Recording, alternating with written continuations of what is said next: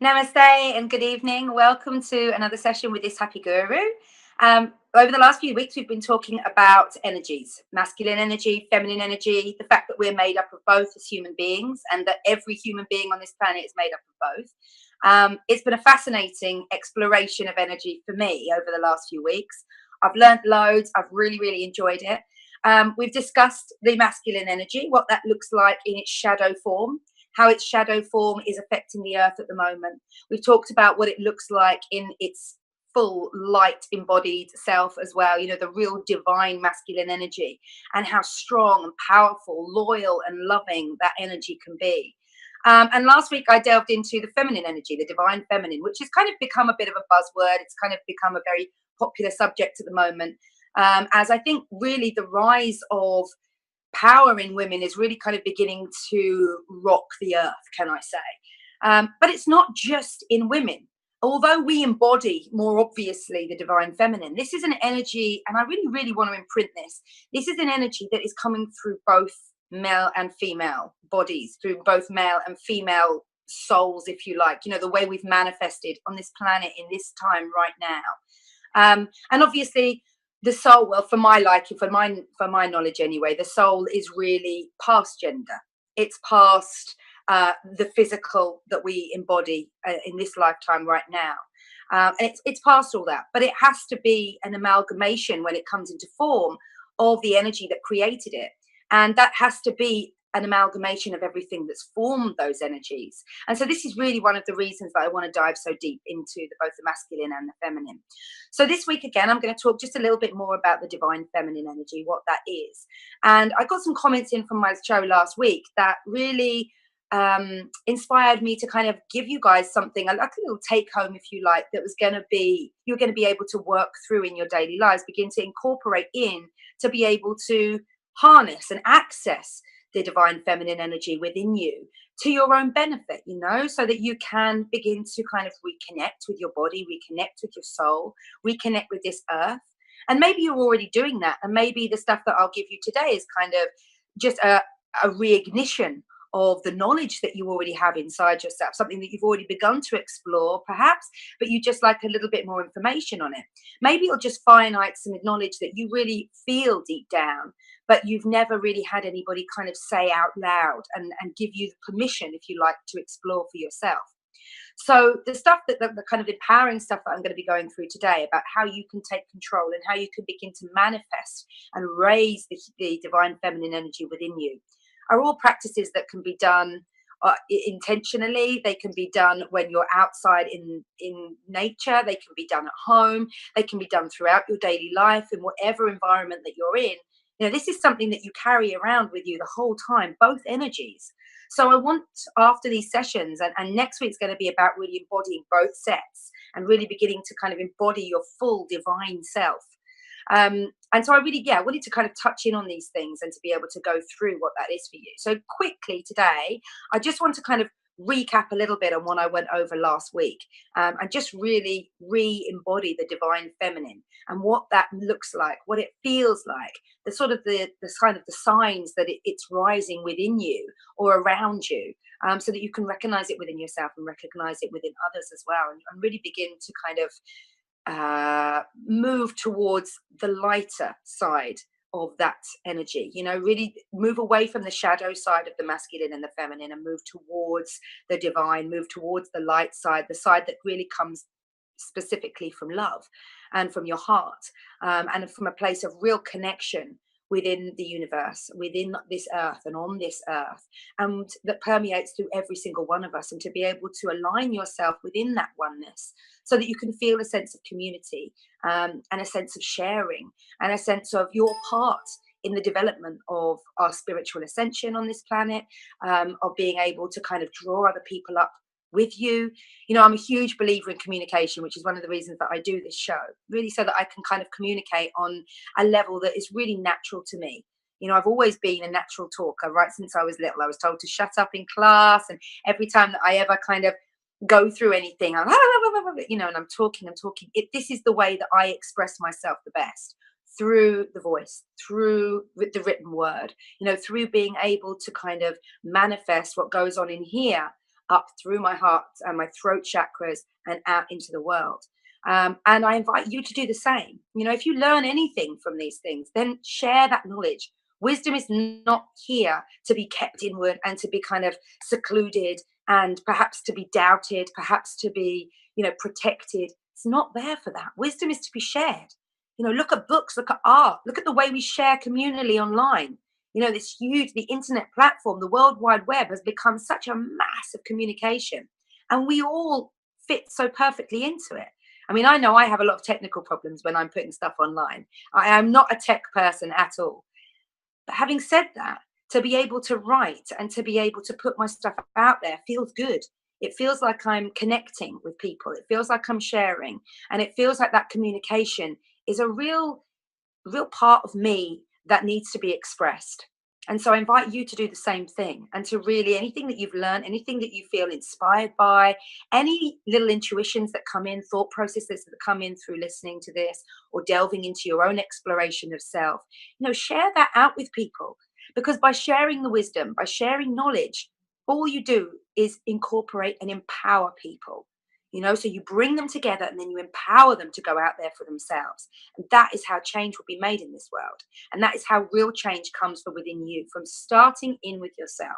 That one thing that you can really control, wholly control. It comes from within you. It comes from the center of your being. It comes from connection with spirit, connection in with your heart, and leading from that point outwards. So going into the divine feminine, again, I just want to kind of, like I say, recap on what the divine feminine looks like, and then what the shadow feminine, what we're seeing now as the prevalent feminine energy on this earth really looks like. And maybe you can begin to kind of draw the parallels with how the shadow masculine and the shadow feminine are beginning to kind of move as one on this planet, and how negative that's really becoming. What we can see negatively in the way that we are physically, emotionally, mentally. We've got the highest rates of suicide in our world at the moment. We've got the highest rates of mental health problems. And this is across culture now as well, which is really interesting, because for a long time, we in the West have had a disconnection with our sense of self within this world. And it's really been kind of in the last, I would say, sort of 50, 60 years, that knowledge, that inner knowing has become apparent, has become opened, awakened, if you like. Whereas in the East, they have had, permeating their culture, permeating their religions for a long time, a real sense of self and where your place is within the natural world. And they've begun to kind of, emulate that through their religions, through their architecture, through their expression, through the way they communicate with one another. Still a real sense of respect. This is one of the things that I found when I was living in Thailand. I was living in Thailand for 8 years, and whenever I go back there as well, I still feel this connection come towards me. It was something that I really learned. In Thailand, when you say hello to somebody in a matter of respect, you'll do what they call a Y. You'll practice a Y, which is bringing the hands together, both the left and the right hands, the masculine and feminine energies, if you like, bringing them together and dipping your head in a mark of respect. And that is a Y that they call that. They do that in other cultures as well.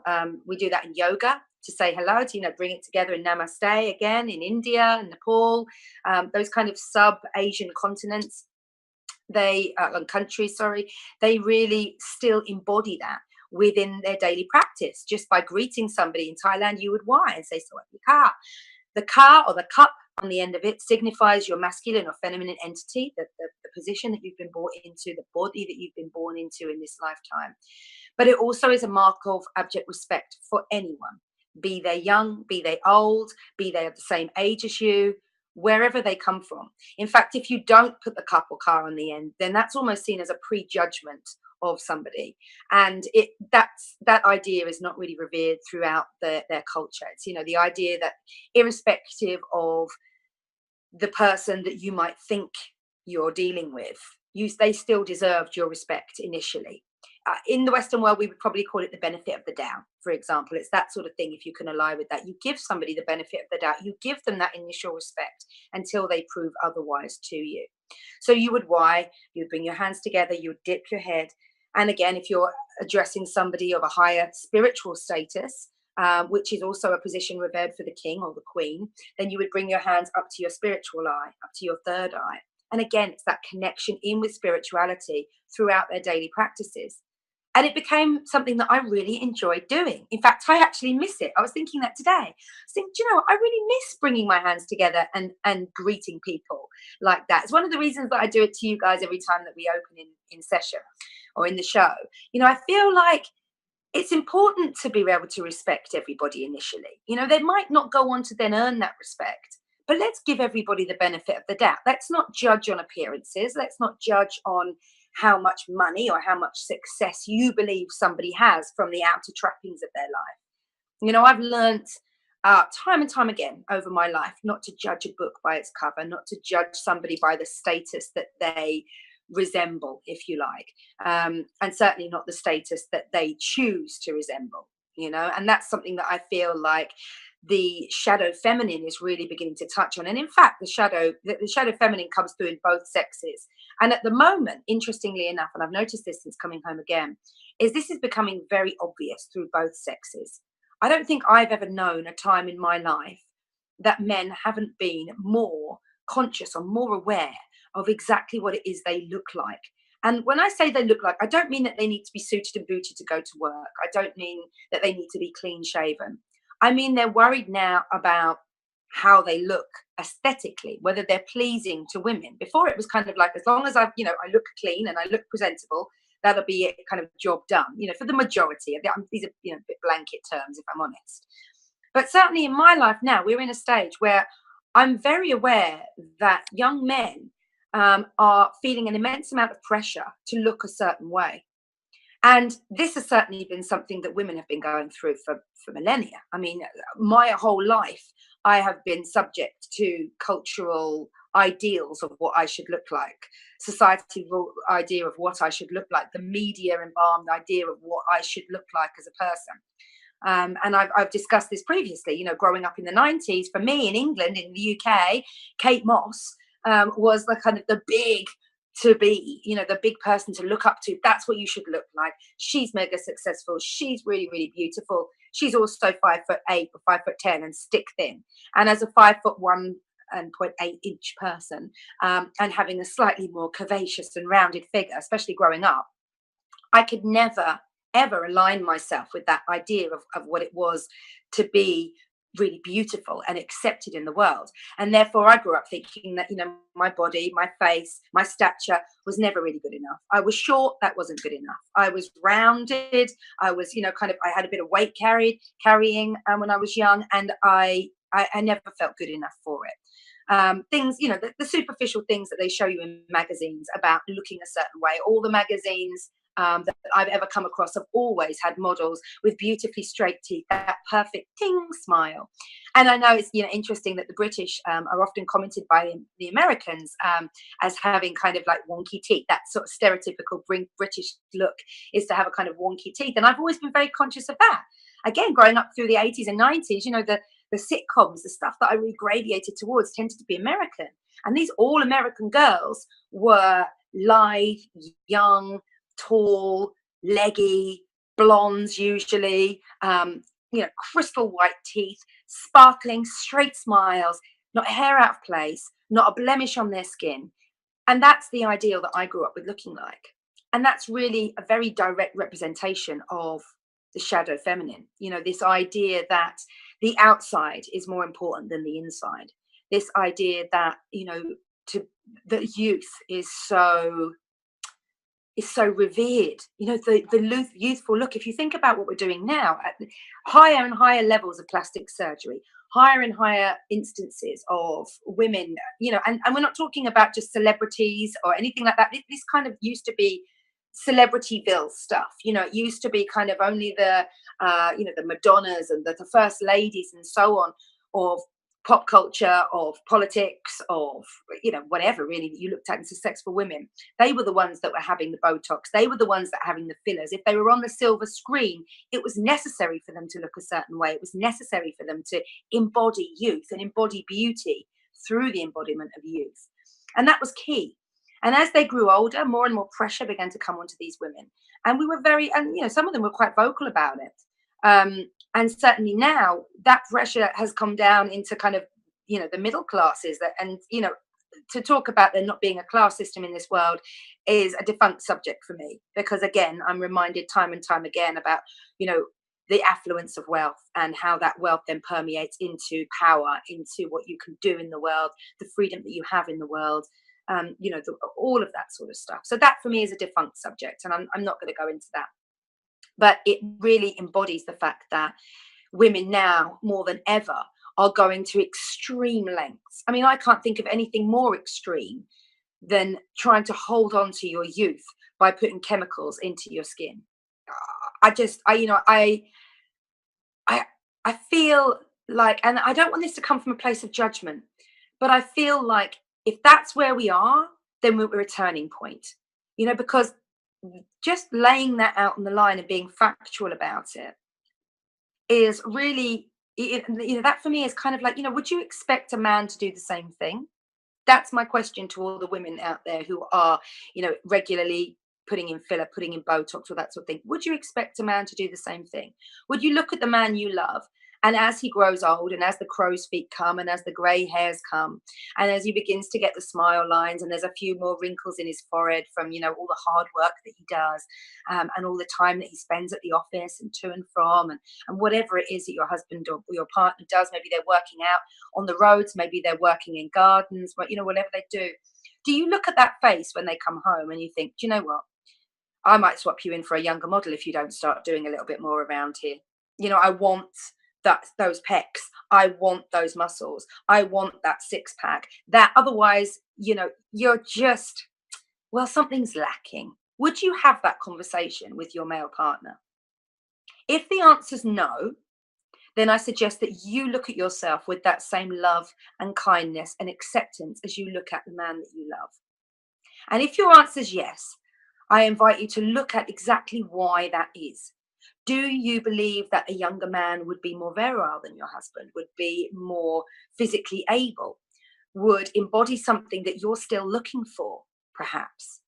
What is it about that look, that idea of beauty that you have, that would ask you, or would encourage you to ask your partner to change something physically about themselves that they have no control over? None of us have any control over aging. It is just the cycle of life. It goes through every living thing on this planet. Every living thing has a cycle of life, and it starts with birth, and it ends with death, and it begins young, and it moves through its changeable period in its midlife, where it might give birth, it might start a family. Usually it reproduces. If you're looking at plant life, if you're looking at the insect world, the bird world, mammals, fish, whatever you're looking at, usually the idea is to kind of reproduce, keep the gene pool going, keep the species alive, do your bit for the planet, and then it ages, and then it dies, and it is what it is. And around us every day we see the instances of this. We see it simply in the turn of our day. The sun rises, a new day is born, the sun sets, and the end of the day comes. And that's it. And we let go of that quite easily. We let go of the idea also that the following day, the sun will rebirth again and a new day is born. We let go of the idea that we're part of that somewhere along the line. And yet we see it reflected out to us in every other natural living thing on this planet. It's crazy to think that we're not a part of that. And it's a crazy thing that comes from our ego. And really, the shadow feminine and the shadow masculine are perpetuating this ego all the time through their work. So the shadow masculine is really kind of looking at women in a detrimental form. It's looking at its own power, and it's emulating that. It's keeping itself alive by building that up. The shadow feminine is coming from a place of lacking, coming from a place of emptiness, of an inner hollow, of not being good enough, because it can never stand tall to this shadow masculine that believes it's better than the other anyway, and will constantly perpetuate that to maintain this belief, right? So what I ask you to do really is to kind of begin to look at yourself through the eyes of the shadow masculine, the shadow feminine, and also the divine masculine, the divine feminine, and begin to align yourself with what your heart tells you is the right place to go on this. Because in honesty, whatever I believe, and through whatever anybody else, all the research that I've been doing, all that sort of thing, all that information, all that wisdom, all that knowledge that's been coming up me that I am choosing to regenerate out for you. Whatever I think, whatever I say tonight, essentially it comes down to what you feel and what you believe. And this is why I've really ended with with the divine feminine, and really sort of come full circle with this, because it's the part of you, the divine feminine in you, that will recognize this and come from a place of love. And it will come from a place of wanting to heal and wanting to help and wanting to serve. And to be able to bring that into your life and really birth that out to everybody, share that with everybody around you, and emulate that through everything that you do, is a real gift, not only for everybody else around you, who is going to feel this love and this acceptance and this nurturing that you have, this amazing power that you have within you, but also you're going to get loads from just resonating that. From feeling like you're coming at a place from love all the time will bring joy. An idea that you're helping somebody over and above yourself will bring a feeling of purpose, and will bring a feeling of divine purpose, a fact that you're living and divinity is living through and by your own hand. And that, I think, is really, really important, because we begin as we get older in life. I think, like they always say, youth is wasted on the young. I don't know about that. I actually think they're just where they need to be. And as we grow older and we have a little bit of experience under our belt, and we've felt a few things, and we've had our hearts broken, and we've had bad experiences, and we've felt the energy of negative people, and all that sort of thing, negative experiences, it's only with that wisdom and that experience in our back pockets, if you like, that we can move forward and begin to grow. You can't just give wisdom to people. People have to want it. They have to look for it. They have to learn, they have to open their minds to it. If you're steadfast in believing a certain thing, it doesn't matter how many people will try and how many different ways they might try to get through to you. If you're steadfast and blinkered that this is your belief and that's it, then nothing else will permeate that. You're not allowing it to. Every part of your brain will work on making that happen for you. It's consistent dissonance, it's called. And it's basically adjusting the external reality, the things that you're perceiving with your mind, adjusting it to fit towards your belief system. And we all do that. We all do that, no matter what you're talking about, whether you're talking about cooking, whether you're talking about nutrients, in that sense, whether you're talking about bringing up baby, parenting, whether you're talking about work and your work experiences, whether you're talking about nature, what we should be doing with the world, religious, all that sort of stuff, all these amazing subjects that invite conversation, that invite communication. They also invite people to narrow their minds, because sometimes it just gets to be too much. And that's why communication and communicating from the heart and love and acceptance and a feeling of nurturing other people and helping and holding a sacred space for other people is so fundamentally important for us as a species, because we need to allow people to feel safe before they can open up to things. We need to hold people in that phase, not pushing our viewpoints, pushing our opinions into people's faces, telling other people that they're wrong, telling other people that, they don't know anything, that they're ignorant, all this comes from a dark place, a place of fear, a place of mistrust, a place of doubt, a place of hate. All that comes from there. And the more you entertain that negativity, the more that negativity can come into your life, the more it enters into your psyche, into your body, into your perceptions, the way you see things. And ultimately speaking, that's something that you walk through every day of your life with. And whether it affects other people intermittently, it will affect you every single day. So again, I ask you to think about that and to allow that to resonate in your heart for a moment. How do you want to walk through your life? You can choose. And you get to choose every day, every moment of every day, you get to choose how you want to walk through your life. So will you walk through with a positive attitude, with the idea that you want to help, that you want change to come? You can see that we're in pain as a species. You can see that we're hurting. that we're in a state of disease, literally, you know? Do you choose to stand by and just watch and believe that you don't have a place in all of this? Kind of an ignorance is bliss ideal. Or do you choose to connect with other people and to reach out and just to find out whether or not they might need you, or whether they can connect in with you, and whether you might in fact need them? So leaving that there, let's go on to the divine feminine. So again, the divine feminine energy is beyond gender. This is something that we all have within us, both the masculine and the feminine. And as energy sources, they move together. So it's really important to be able to get a sense of when one is coming in, so that you can align your purpose for that day, or you can align the actions of that day alongside that energy.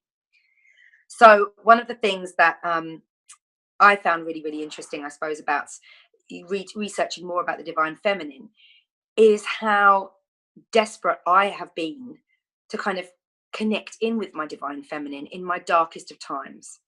So I went through a stage of being really, really depressed for about 3 years. And I didn't even recognize it as depression. I just felt like I was useless, worthless, not good enough, doing everything wrong, not really connecting in or resonating with my environment, and taking that on board as being my fault, wholly my fault.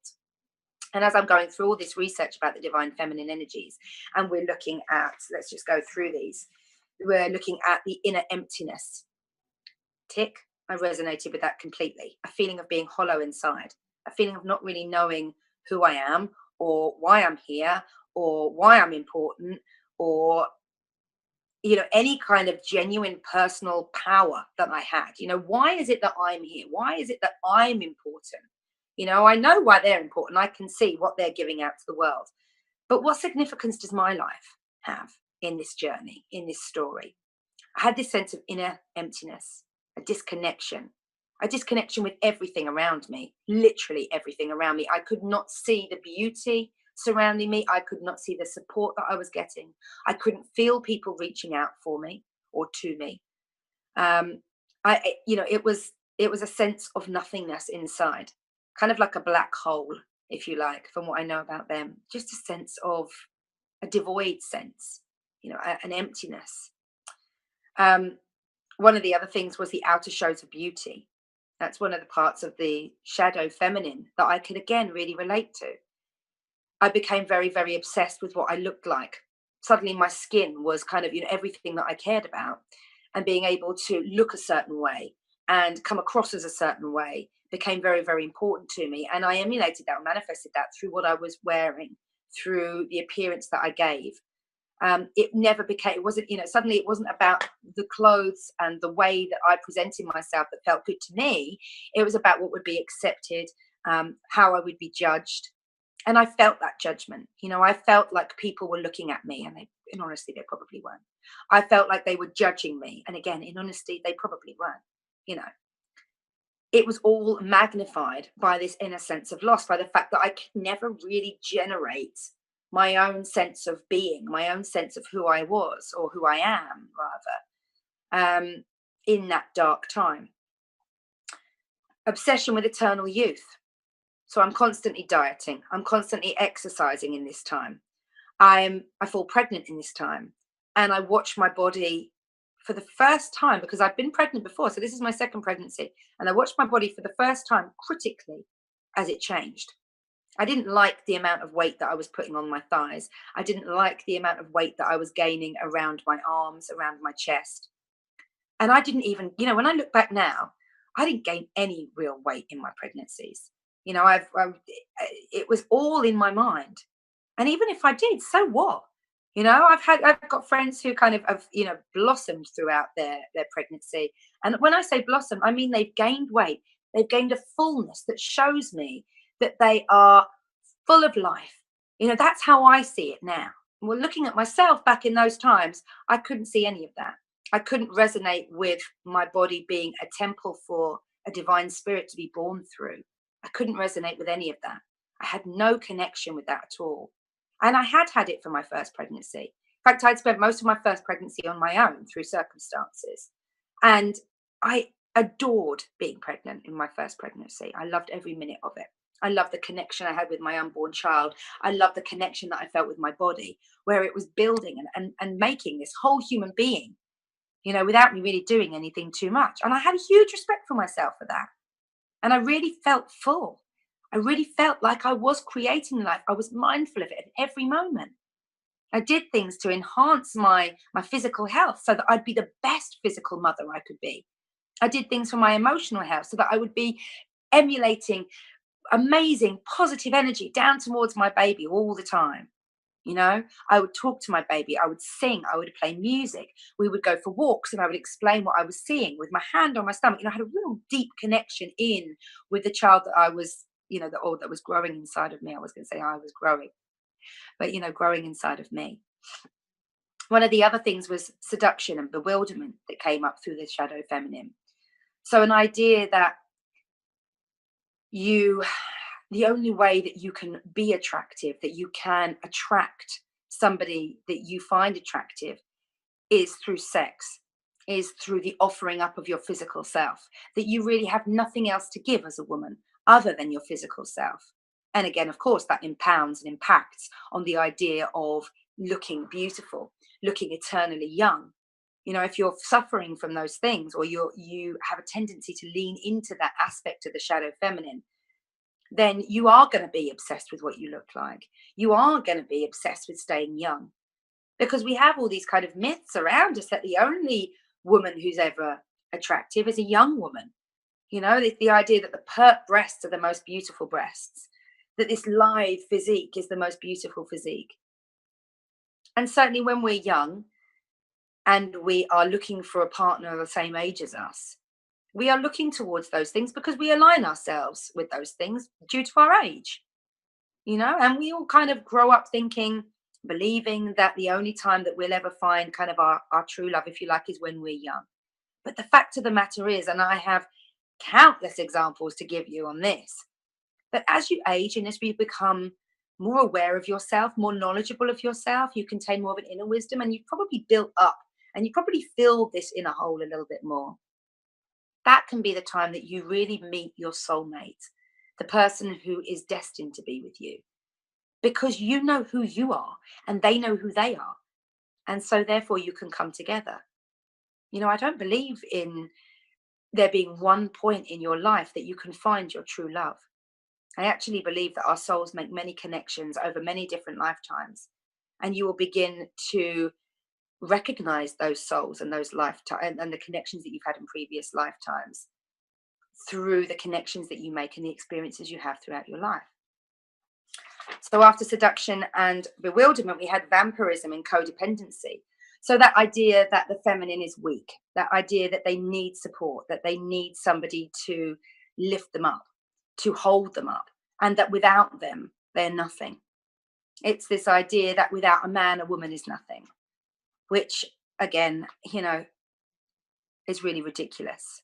It's really ridiculous. I know so many women and men who are fabulous on their own, and quite honestly, they don't want to change it because they recognize their own fabulosity, and that is through a feeling of being full, of being completely conscious and at one with what you're feeling about yourself, with who you are, the experiences that you've had, the way you've dealt with them, the loves that you've had, the way you've navigated that, the decisions that you've made, be them bad or good, you've accepted them as a path of learning, and you've taken the lessons and moved on. And that's again, like I said earlier, it's one of those things you really only get with age. You don't often learn just like that. You look at the young people going into schools today. The majority of education that our children go through is really based on rote learning, is really based on repetition of facts and absorption of facts. That's it. They're encouraged in some instances to think more outside the box than others. But generally speaking, what our children go through in schools is repetition after repetition. It's textbooks that are sometimes 10, 15 years old, information that is about 10, 15 years old. Even, in fact, I was reminded of this today when one of my schools sent out a letter that was encouraging children to eat their 5 a day. Now, this is fabulous, and I'm all behind nutrition and healthy eating and empowering children to make the right decisions right from the word go. But over 3 years ago now, data was released, or scientific proof was released, to educate us all to say that actually 5 portions a day is not enough. And that's when it came into my psyche. So it may even be before that. But that 5 portions of fruit a day, fruit and veg a day, is not enough. That it should be actually closer to 10 plus. That 5 a day is the bare minimum that you need. And yet still, I know people who are struggling to get even that into their bodies. A testament to how amazing our natural bodies are, our physical selves are. And yet still, it's that kind of idea that, we're putting our kids in school, they're educating, they're learning, we don't have to do anything else. Always empower your children to learn and to take the onus on themselves for learning more. Take hold of that responsibility. And that's delving into the divine masculine, to take responsibility for your own actions, for your own life. Don't allow it to be somebody else's decision and you just go along blissfully for the ride. You take responsibility. You stand up. You be tall in that.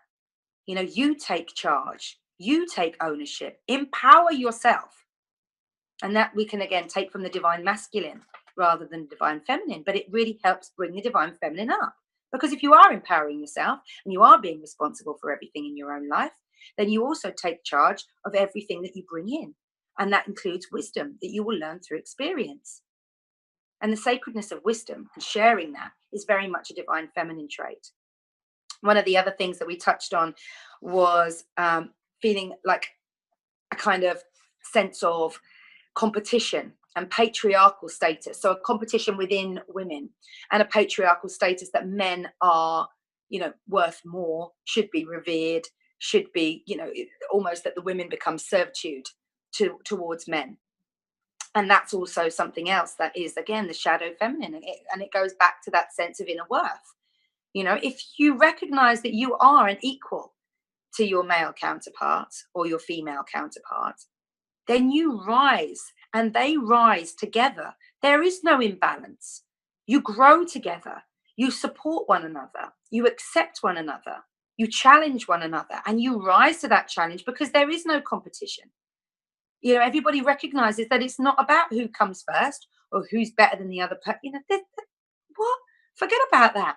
What does that do other than empower self-doubt, other than empower this idea that, you weren't good enough in the first place, so you're constantly dragging yourself up? It's no good for man or woman. It's no good for masculine or feminine energy. And yet it affects both. And you see it manifest through the way men carry themselves through life, the way women carry themselves through life, and any trajectory of that as well. It's really important to understand that whoever you are and whatever your relationship in, you must stand tall next to that person that you've chosen to have a relationship with. And it's not just a partner, an intimate relationship. This is relationships across the board. If you have a friend who drains your energy, constantly trying to empower him or herself by drawing from you and controlling and manipulating you, then that person is lacking and they don't consider either themselves or yourself to be of equal standing. And there will always be that competitive edge until they do. And it may not come from you, but you may feel it, and it may be coming from you. And you recognize that people begin to back away from you and they begin to kind of distance themselves. Look into that a little bit more. It's always a good idea, as I always say, you start with yourself. You can only ever start with yourself. So start with yourself. Don't judge. Come from a place of love for both yourself and anybody else around you that you may feel this relationship strain or imbalance in, and start from a place of love and acceptance. So, based on that, I want to give you guys some ideas as to how you can empower yourself with the divine feminine energy. I went through this with the masculine energy before, and now we're going to go through it with the feminine energy. And this is something that I've really loved doing, because I recognized, apart from anything else, how much raising the divine feminine in me has empowered me, has enabled me to create and manifest exactly what I want into my life. And I'm not saying by any stretch of the means that my life is perfect, but I honestly and truly love my life. And I say that now, knowing that I've gone through years and years and years of not loving my life. And I recognize that I am the cause for that. And I also recognize that I have been the catalyst for change for that. And I'm very, very grateful to all my teachers, whether they be physical people or experiences or divine interventions, whatever I've experienced that's given me this opportunity to change and to really begin to grab hold of and accept my own power in my life to be able to create what I want on a daily basis. I couldn't be more grateful for the hard times, for the good times, all of it. I've been through some real horrible stuff in my life, but it's taught me something. And when I haven't recognized it the first time, it's come back and bit me on the bum again, just to make sure that I recognize it. And it's been a harder bite the second time round. And so, this is again another reason why I implore you to connect in with yourself so that when these lessons come, when these challenges arise, you can drop back into what you know is your divine power, your divine right to lean into these energies, and you can recognize where they're coming from, and you can make an empowered decision, an empowered response going forward with knowledge and wisdom in your back pocket, as it were. Okay, so again, I've made my notes. I don't want to forget anything. So my favorite things, practicing connecting in with the divine feminine. These are some practices that I'm going to share with you. These are practices that I pretty much do on a daily basis now.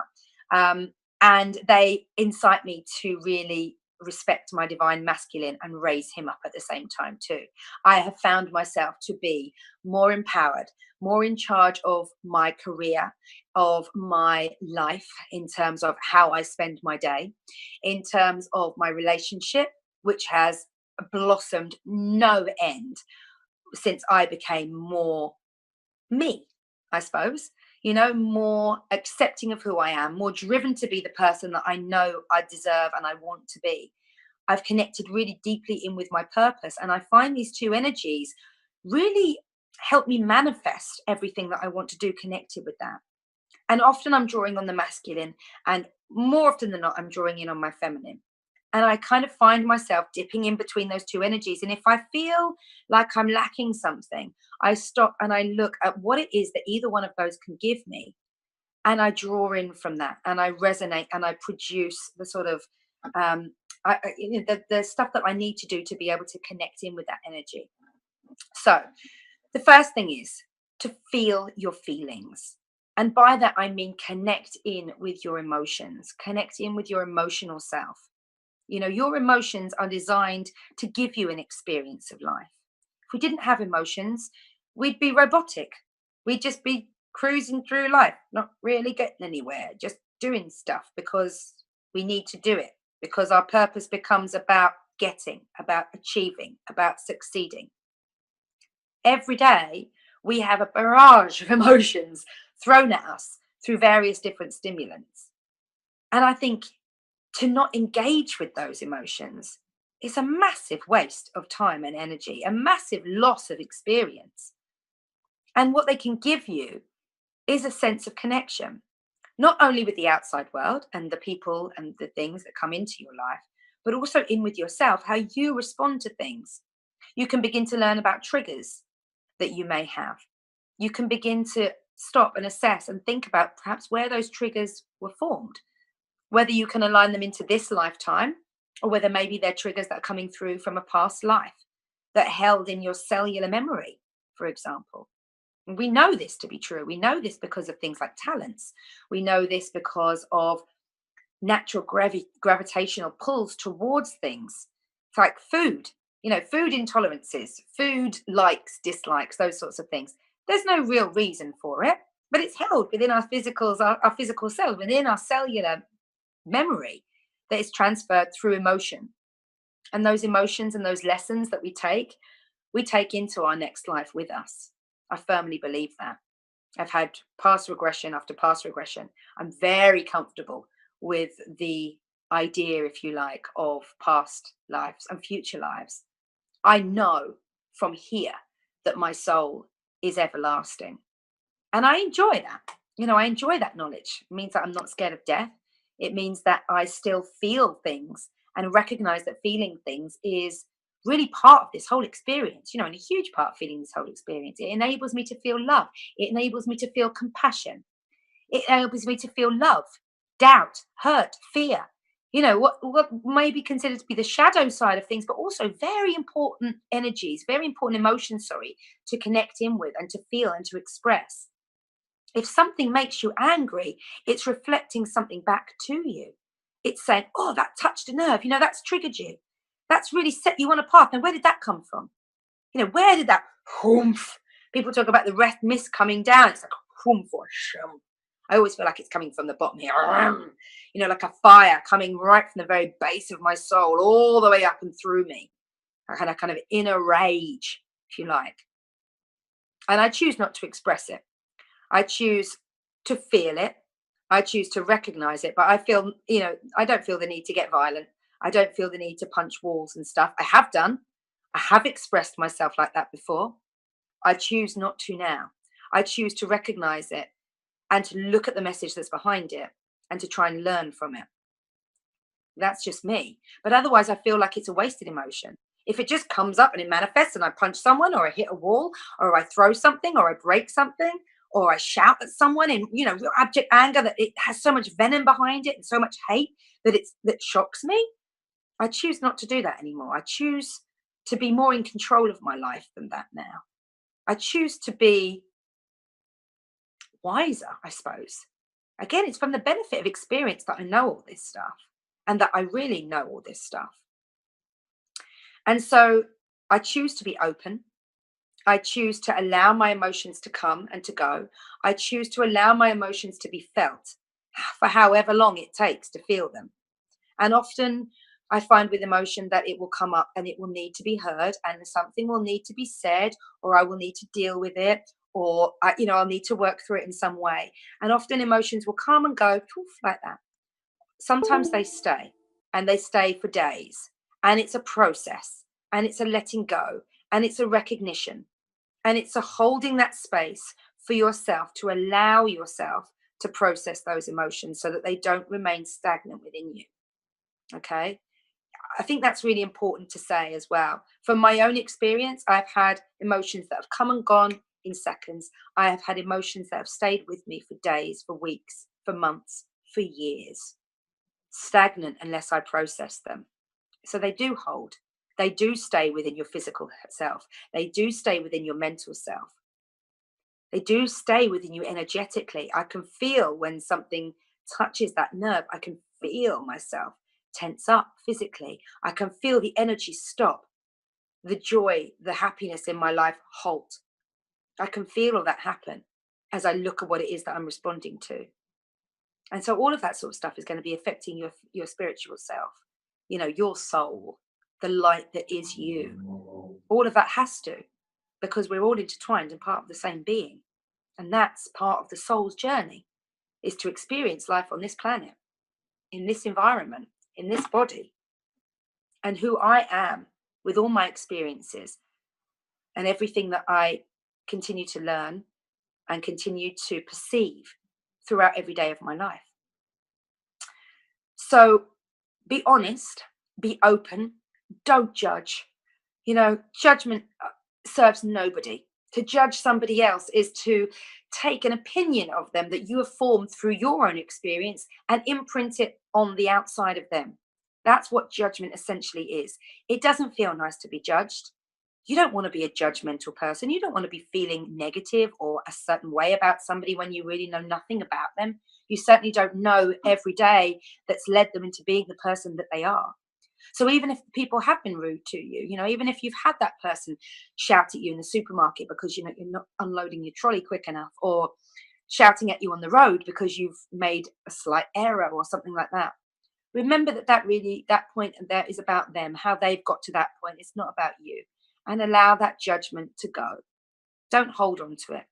Don't sense and hold on to that anger and carry it through your day. You have the ability and the control over it all. You can have that choice. You can make that choice. Make it, and make it a positive one for yourself and for them.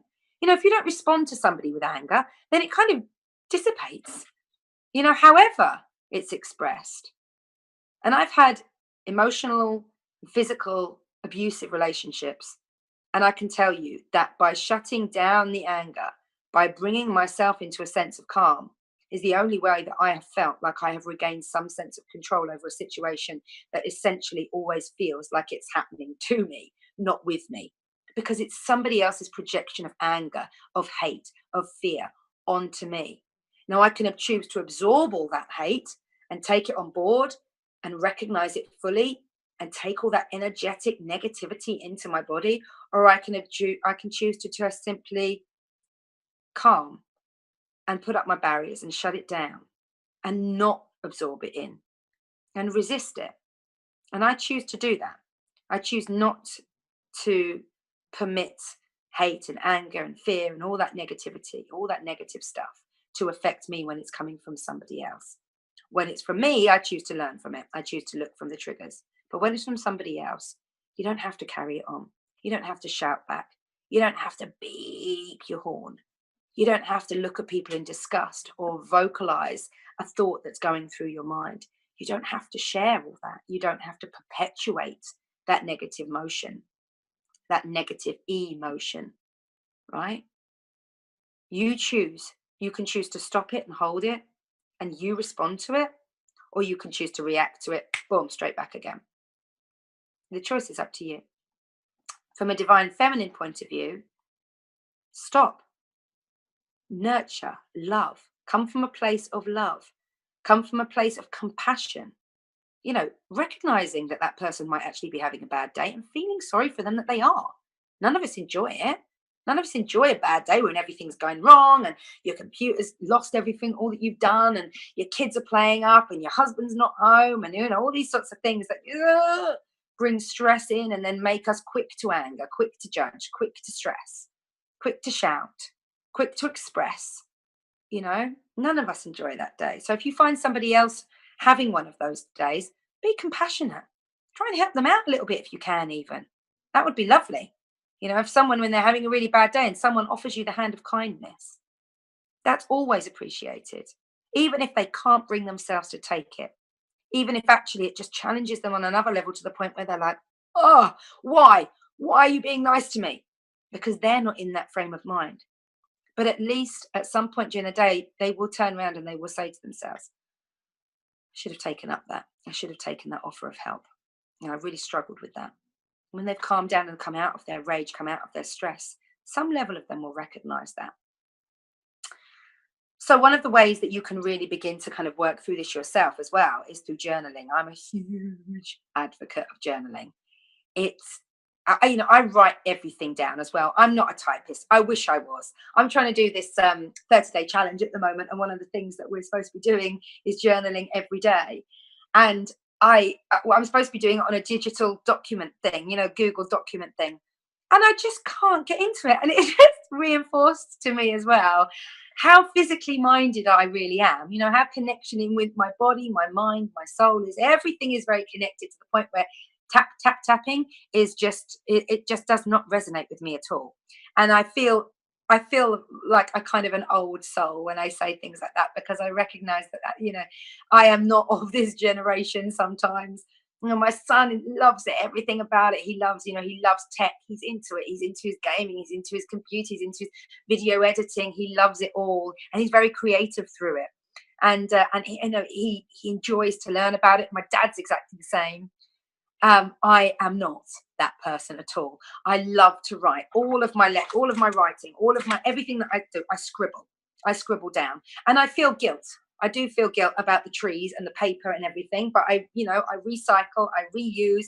I've got scraps of paper everywhere, all around me. In my office is a barrage of paper that I will reuse every little bit, square it off. That will be valid later, all that sort of stuff.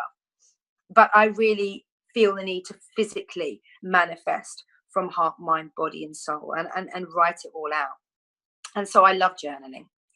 But it's also a perfect opportunity to be able to kind of release on all those levels.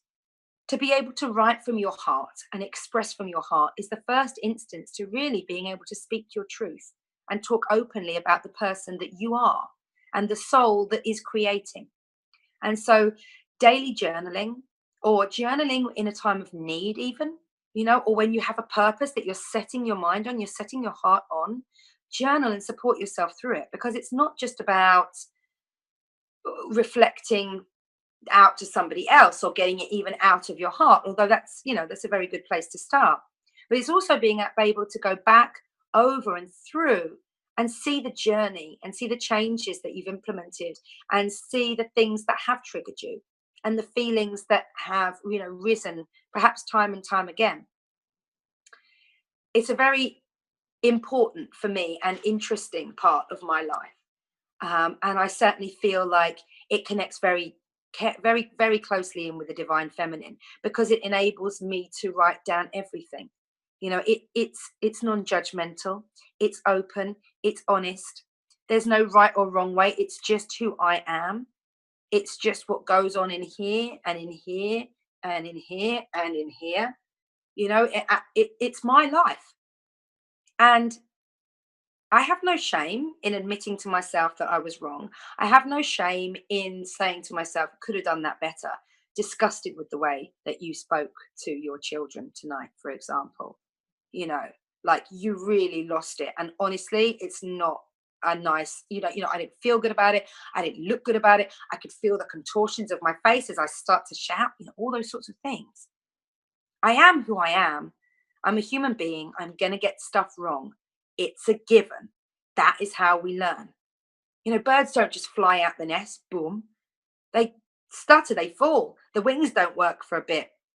And if they're unlucky, they'll stutter and fall in the wrong way. But the majority of them don't. The majority of them fall back into the nest and they try again. And that's what life is all about: getting up, trying again, getting out there, spreading the wings, strengthening them through each practice of using them.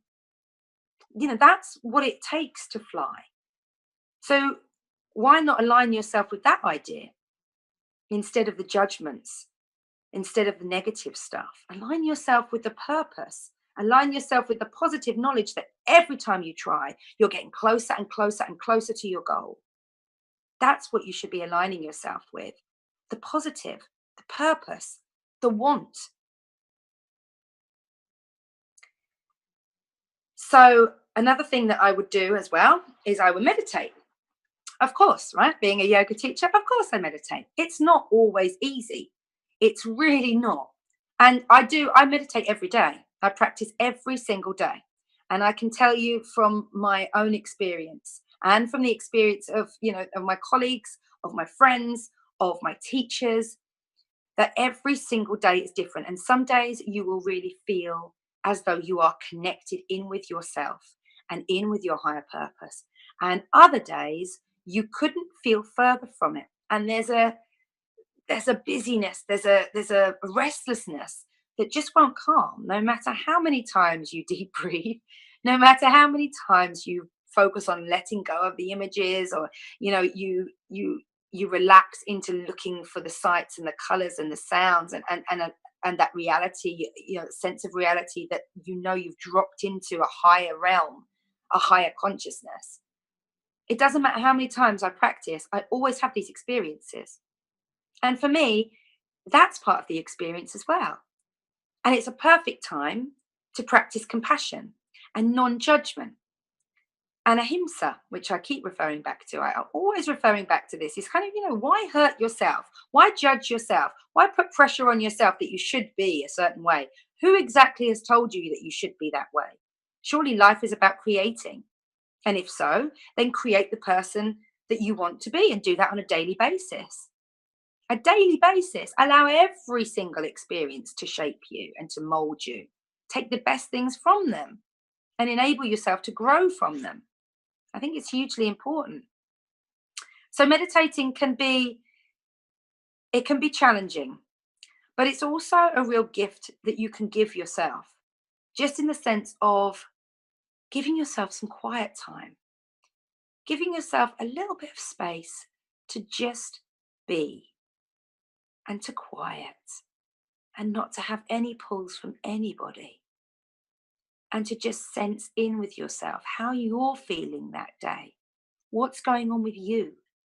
And that can again be on an energetic level, it can be on a mental level, it can be on your emotional level, and it will be on your spiritual level. And being able to connect in with you. And my preferred time is first thing in the morning, before anything comes to me. The first time, set my intention on myself. And what I love about that is that that intention permeates through my whole day. But give yourself that time whenever you can. You know, I have clients who find that the pressure of getting up in the morning and getting into a practice doesn't align with who they are. Well, if that doesn't align with who you are, then don't do it. If you feel like actually it's the end of the day, that would be a time that you could really give yourself to stop and to just be, then do that. If it's just before lunch at midday, if it's 10:30 in the morning, if it's 8:23 in the evening, it doesn't matter, whenever it is. When sometimes, if I'm honest as well, sometimes it's when you can squeeze it in. Sometimes it's when you have that space in your day, right? You know, life is busy. But I do encourage you to give yourself that time to drop into yourself and to just be. Because you have to be comfortable with yourself. You have to be comfortable with who you are to allow your soul purpose to shine through. If you're busied up with all the must do this, must do that, if you are focused on everything else other than yourself, you will never really begin to connect in with what it is that makes you so special and the gift that you have brought through in this lifetime. And that's really important. You know, why you're here. We've been looking for this for millennia, you know, and it comes through art, it comes through poetry, it comes through writing, it comes to everything. It's every form of self expression, dance, everything.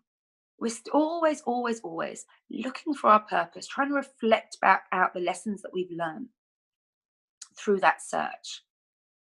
And I think it's really important to spend that time with yourself so that you can give yourself the space, give yourself the opportunity, give yourself your permission, really.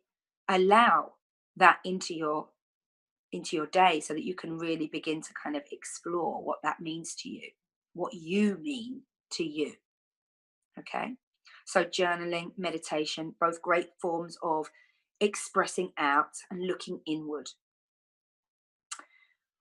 The other thing that's I think important, like I kind of noted this down as well, is that, and I love this phrase, was that emotions are a source of goddess wisdom. So to feel is a part of the whole experience. Don't shut off your emotions, because to feel is everything. The other thing is, so another thing is to honor your intuition. Now, this has been one of my biggest learning curves in terms of connecting in with my divine femininity. So I have always been very intuitive, and there are loads of different ways of describing intuition. Things like clairvoyance, clairsentience, being able to see colors, images, auras, maybe that sort of stuff, but also being able to receive messages, being able to recognize synchronicities, things that align in with parts of your day that need to be noticed, signs, all that sort of thing. All those sorts of things, they basically align in with your intuition. Your intuition is like your inner teacher, if you like. I believe it's your direct conscious connection with source. That's what, I believe it is. I believe that their message is coming down. And sometimes you might feel them like angels or spirits or something around you. And that's not to say that angels and spirits don't exist, but sometimes you can hear them as if they're somebody else's voice. There's something that's permeating through into your consciousness. And I think there's a lot of kind of, divinity attached to it. And we've aligned ourselves with those kind of archetypes of divinity. And so that, something to explore. But more importantly, explore and connect in with your own intuition, however that manifests. Knowing something without knowing how you know. That would be a real connection to the divine. Even just saying that makes you think like, wow, how do I know that? It's like a miracle, right? You must be connected to your emotional body to be able to separate the difference between your emotional self and your intuitive self, right? You must be able to recognize what an emotion is coming through your body or feeling through your body and what intuition is before you can actually begin to act on your intuitions. And that is what intuition is for. It's for developing a sense of faith. It's for developing a sense of inner trust, of inner knowing, of a connection with something that will give you all the answers that you seek. And that's what intuition is.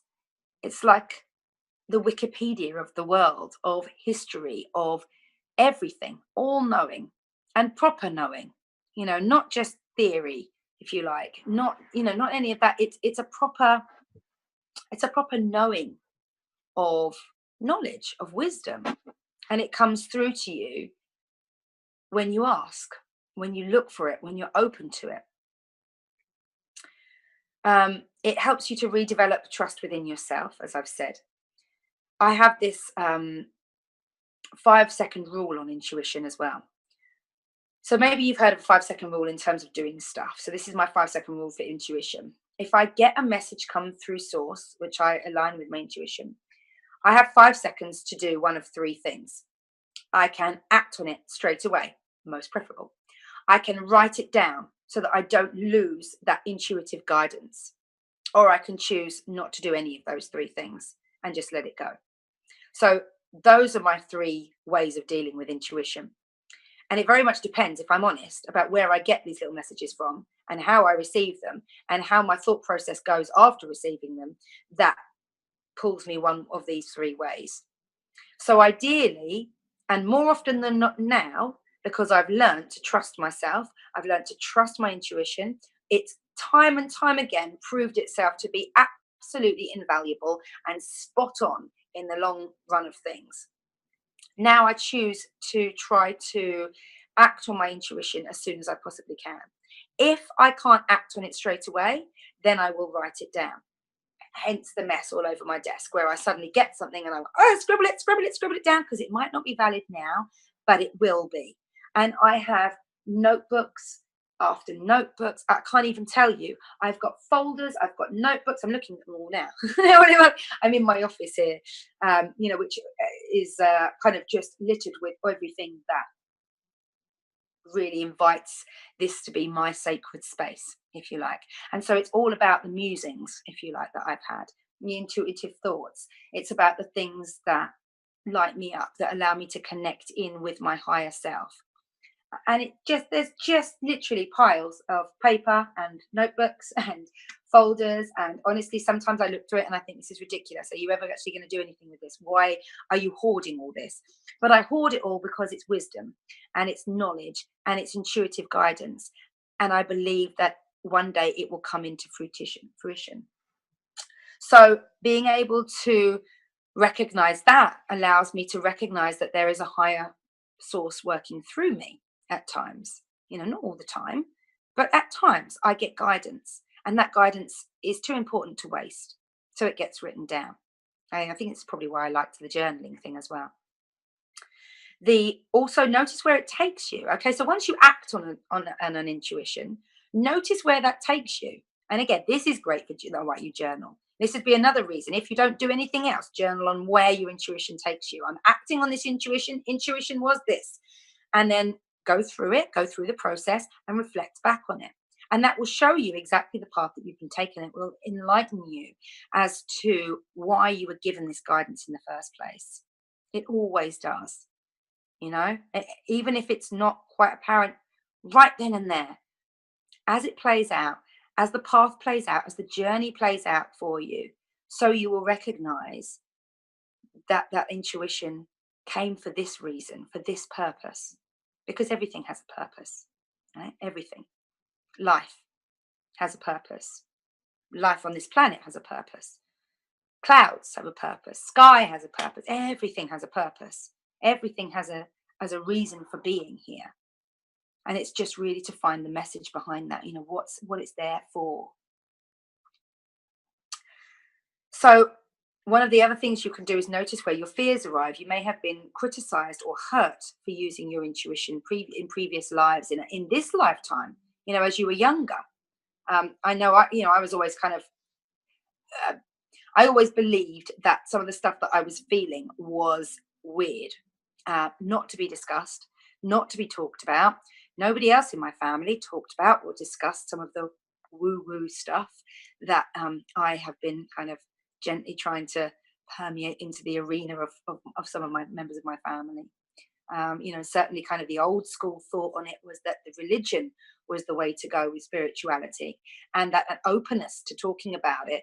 If you weren't mentioning God and weren't reciting scriptures and all that sort of thing, then you weren't having you weren't having a proper religious experience. You were not embodying that spiritual way of being.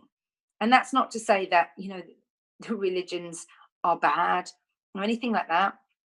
I honestly don't relate directly with any religion 100%. I lean much more strongly towards those that allow people to be who they are and allow nature to live as it lives. Um, those are the two that I gravitate towards, simply because of the whole love aspect that it embodies. And I love love, you know, and I believe in looking after our planet, and I believe in looking after each other. And I believe that that's how species survive and how we will continue to survive. And the more that we divide one another, the less, yeah, it's like divide and conquer, isn't it? If you think about our species, if you divide it, eventually you'll conquer us. Because if we all go out there independently and we know we don't come to rely on anyone, we won't just die from the outside, we'll die on the inside as well. That's the makeup of human beings. Um, yes, intuition asks you to be brave and come out of your comfort zone. You may have messages come through to you that make you think to yourself, oh, I don't know about that. And your mind reacts straight away with doubt, with fear, with worry, with anxiety sometimes. And because of that, you push and forget and let it go. The third one, you just let it go. What intuition is always doing is inviting you to grow, to learn, to gain wisdom or experience, right? So you have the choice when intuition comes to act on it, to write it down, to be able to empower it later on and to embody it later on, or to forget about it. Sometimes those ones that you really would just like to forget about are the ones that you should recognize and look at the most closely. Because if they challenge you and your initial response is to go, oh, I don't think so, then there's a reason behind that as well, right? And it's usually fear. So your intuition enables you to really look at that and be brave with that and to take a step forward in terms of empowerment, in terms of you as yourself moving forward, in terms of really building yourself up from the inside as well, knowing that you can handle some of the stuff that life's going to throw at you because you've put yourself in situations that have been difficult, situations that have not felt good, and that you've been worried about or scared about. One of the ways that I think I've most embodied this in my life is through traveling. By putting myself into situations that could be construed to be dangerous to the fearful eye, um, could be construed to be, ignorant, stupid, naive. But I felt into them and I felt like it'll be fine. And I've gone with that and it has been. And the naysayers will say that, you were just lucky that walking down a closed street, for example, in the middle of the night and not being attacked, you really just had like luck on your side. But for me, if I feel into the energy of somewhere and I feel like my intuition is calm and it's not recognizing anything on the outside, then I respond to that now. I've learnt to trust that. Um, More often than not, it's not with situations on the external, actually, it tends to be internal stuff. It tends to be my connections with people. Tends to be my connections with what people are saying to me and the underlying message that comes in there. I enjoy being able to listen in with my heart. And I think that's the thing with intuition is also about developing that listening ability, which is based on a point of compassion and a base of love. It's not about you, it's about them, right? So that's why listening is so important in our lives. If you listen and open up to children, you'll hear a wealth of wonder coming from their little mouths. They see things in such a different way that we do. And so you can really begin to kind of open yourself up to a different way of thinking through the same eyes and wonderment that they have if you listen. And often you'll be able to gain messages about who people really are underneath from this kind of idea. It's that whole thing of kind of reading between the lines. And if you do it from a place of compassion and love and from your heart, then you will read the right stuff. If you do it from a place of judgment and fear and, you know, yeah, it's the judgment really. It's that whole idea that, you've preconceived a notion about them, and then you're listening to what they're saying, and that judgment, that preconceived notion is permeating into every word that comes out of their mouth. We've all done it, you know, like someone will come across to you. I mean, for me, I've got to be honest, President Trump really does it for me. I find it so hard not to judge. And I keep thinking to myself, this is a man, this is a father, this is somebody who's had his own experiences. And irrespective of what I think and feel in terms of what he does, he's coming at everything from his perspective that in his mind is aligned completely with his divine purpose. I don't have to agree with it. And more often than not, I don't. But at the same time, I have to hold a respect for somebody who has aligned themselves with their divine purpose and who powers on with that end in mind.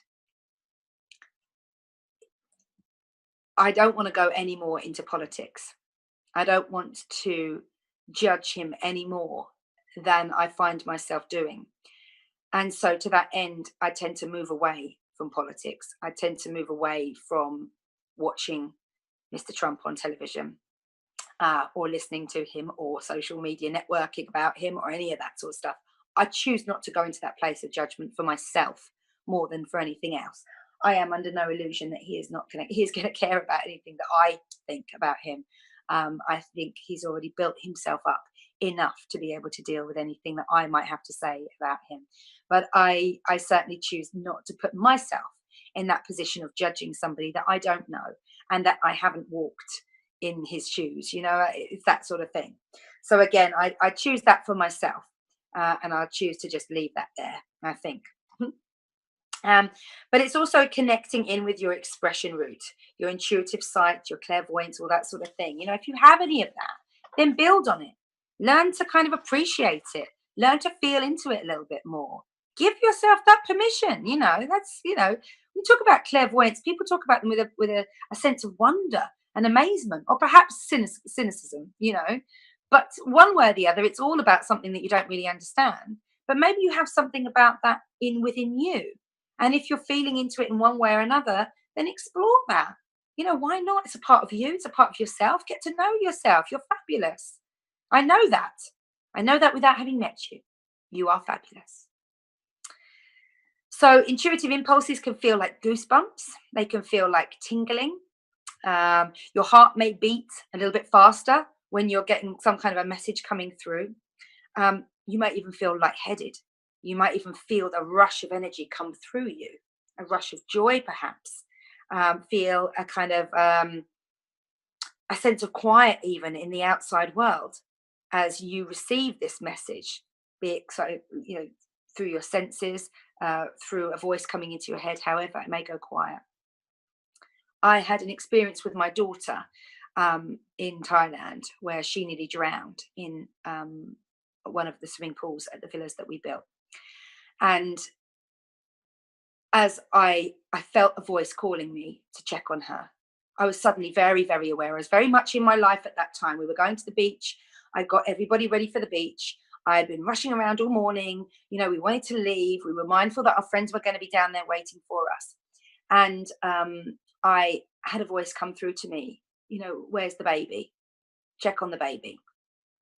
And I became very aware suddenly that I couldn't hear her. I couldn't hear mumblings of her. I couldn't hear her physical presence within the house. And I could usually, I was very aware of that. And straight away, I looked out towards the pool. I was drawn, looked straight away out towards the pool, and I could see her there. And I went bombing off there. And that, literally, I don't know how long she'd been in there. I don't. But my awareness of her not being around was minutes, minutes, no more. When I got to the pool and I dragged her limp body out, um, the whole world went quiet to me as I began to really do anything that I could to bring life back into my child. That included uh, any knowledge that I had of being able to kind of resuscitate someone. I've never been trained, apart from perhaps when I was in the Brownies. We did resuscitation on a plastic doll. I can remember in the Brownies. That must have come back to me. But there was a lot of throwing the body around. There was a lot of kind of shoving up from the base of her spine up towards the top of her neck. That movement of kind of just hitting any water and any energy up and down her body. But the whole world became silent. My husband was screaming around me, calling for our staff. The children, my daughter was crying, my middle daughter was crying. And all I could hear was the voice inside my own head, really, saying, "This is not happening today. This is not happening today." And that kept going over and over in my mind. And it became like a mantra. This is not happening today. This is not happening today. It was all I could focus on, that and trying to get some response from her limp body. And in all honesty, I don't know how long I was working on her. Um, I really don't have any sense of time around that moment at all. My husband said it felt like hours. In reality, it was probably minutes. And finally, after blowing in her mouth and pressing down on her stomach and holding her practically upside down and shoving my hand and the heel of my hand into the back of her body and into the front of her body and anything that I could remember to do, finally there was this slight gasp for air. And I remember feeling like I dropped back into reality as soon as I heard that sound. And I didn't speak about this experience for a very long time. I felt huge amounts of shame, um, as a mother, as a human being, not having taken that responsibility. Um, I felt like I had had so many messages come through to me in hindsight about that. I was very, very aware of children drowning because of a close friend of mine, that I made in Thailand, who lost her daughter and her sister in the tsunami, um, in 2004, that affected a lot of the Asian continent. And this had been ever present in my life since I'd met her. And she'd become a very, very dear friend. And I'd gone through a lot of the emotional heartache and, the psychical heartache, the spiritual heartache that she'd felt from losing these two such dear, dear people to her in her life. And I'd gone through all that with her. And she had been constantly saying to me, you need to get pool, you need to get a fence around that pool, you need to get a fence around that pool, please. Every time I'd seen her, have you done it? Have you? And I blasely went through life. Is that even a word, blasely? But I was blasé enough to go through life at that time, believing that it would never happen to me, that I would never experience that I was in control and in charge and mindful enough of my children that nothing like that was going to happen to me. A tsunami was not going to happen in our home space. And that's, I think, really what I aligned her messages to, the tsunami and natural disaster. And yet I had my own. That to me was one of the worst parts of my life, one of the worst moments of my life. And I felt so much shame, so much guilt, so much disgust with myself for allowing my daughter to be put in that situation. And yet, at the same time, when I look back on it now, that for me was such a huge shifting point in recognizing who I am and the power that I had within me, because she came out of that with nothing. We took her to the hospital. They put tubes up her nose. They empowered her to breathe. Um, she gained consciousness within, minutes, really.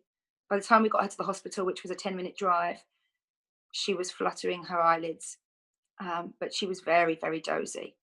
Very. Still, I get her body was lifeless.